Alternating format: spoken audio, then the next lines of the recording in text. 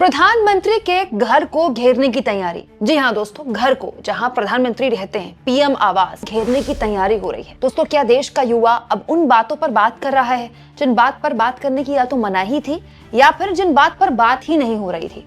दोस्तों, social media की ताकत बहुत बड़ी है।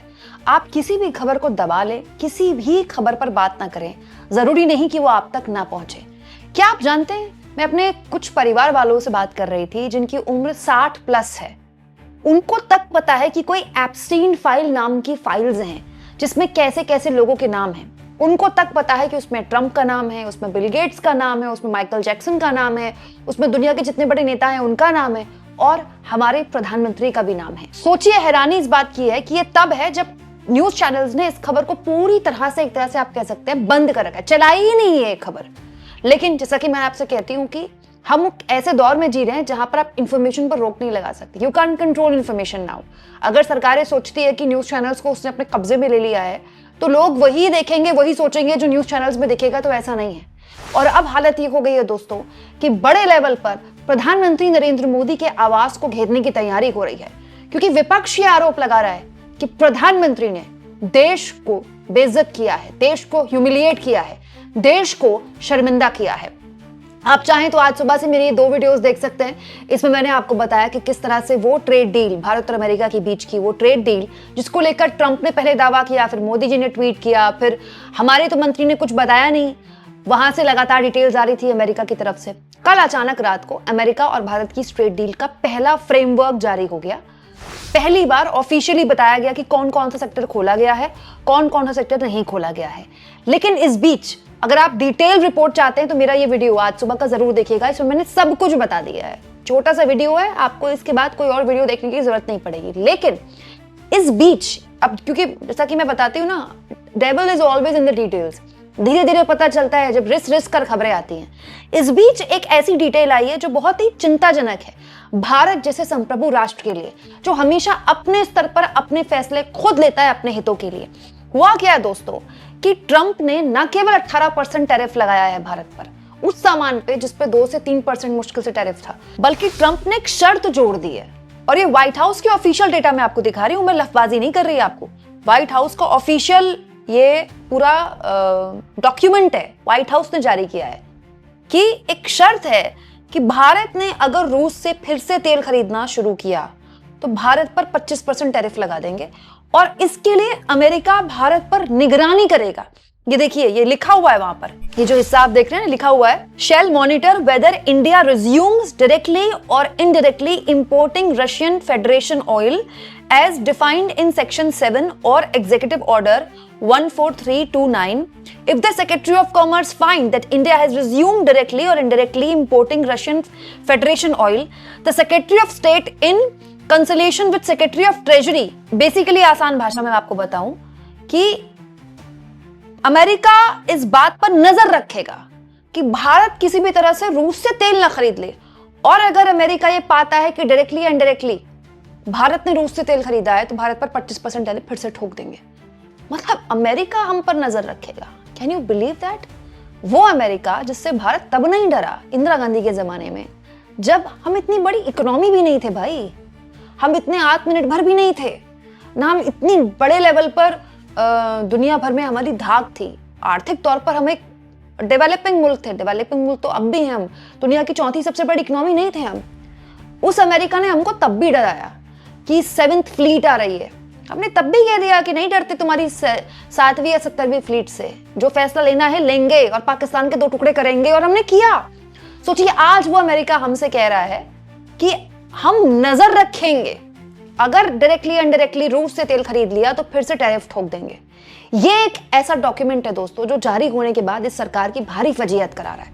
प्रधानमंत्री भले ही विदेश निकल गए हों, लेकिन देश जब भी आएंगे उनको इस सवाल का जवाब देना पड़ेगा कि हु इज अमेरिका? अमेरिका होता कौन है हम पर नजर रखने के लिए? हम एक संप्रभु राष्ट्र हैं, किसी से तेल खरीदें ना खरीदें ये हमारी मर्जी है। दोस्तों, इसी को पकड़ लिया है विपक्ष ने। और इन सबको जोड़कर देखिए, विपक्ष ने एक बड़ा आंदोलन छेड़ने की तैयारी शुरू कर दी है। यूथ कांग्रेस की तरफ से यह कार्यक्रम रखा गया है 10 फरवरी जंतर मंतर नई दिल्ली में, जहां पर प्रधानमंत्री आवास का घेराव करने की तैयारी है।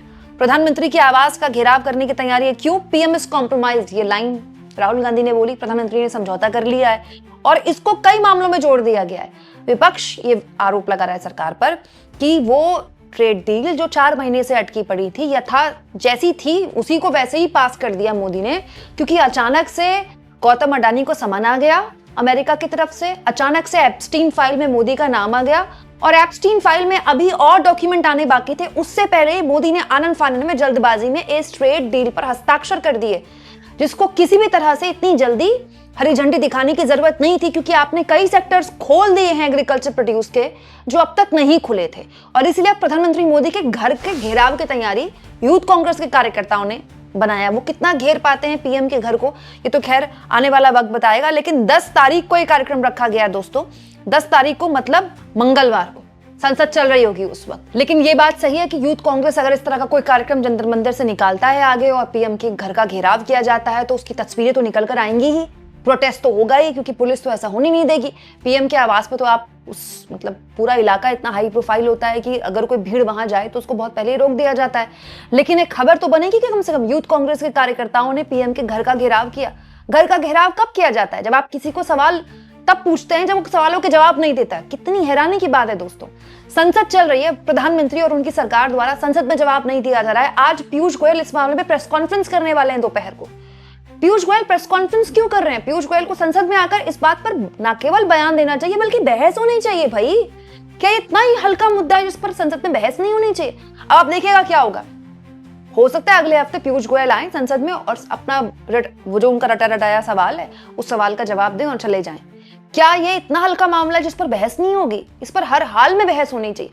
सारे मुद्दे छोड़कर सबसे पहले इसी मुद्दे पर बहस होनी चाहिए। और इसीलिए ये जो शर्त लगाई है ना अमेरिका ने भारत पर कि हम नजर रखेंगे कि आप रूस से तेल ना खरीदें, इस मामले को भी पकड़ लिया है विपक्ष ने। जैसे पवन खेड़ा ने कहा, अमेरिका ने भारत को धमकी देकर अपमानित करने और भारत के तेल आयात पर नजर रखने की घोषणा करने का दुस्साहस किया है।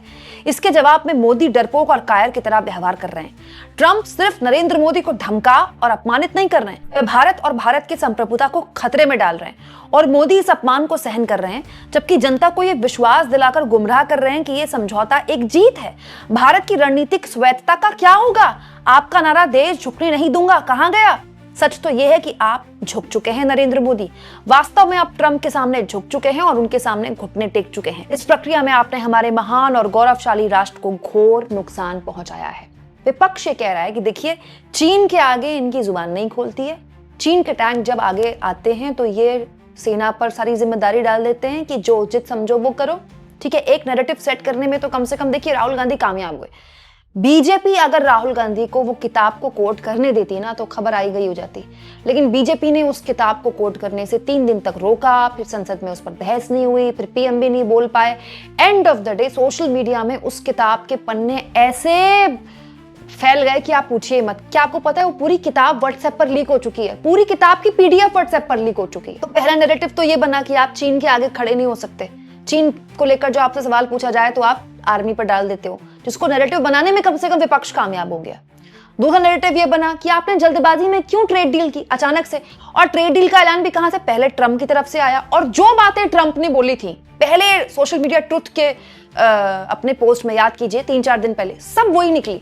ट्रंप ने कहा था $500 बिलियन का व्यापार करेगा भारत। हुआ? भारत ने माना है ट्रेड डील में को लेकर जो पहला फ्रेमवर्क जारी हुआ है उसमें। ठीक है, चलिए वो 5 साल में करेगा, मतलब 1 साल में $100 बिलियन करेगा, यही ना? ठीक है, भारत ने कई एग्रीकल्चर प्रोड्यूस के लिए सेक्टर अपने खोल दिए अमेरिका के लिए, तो सच है।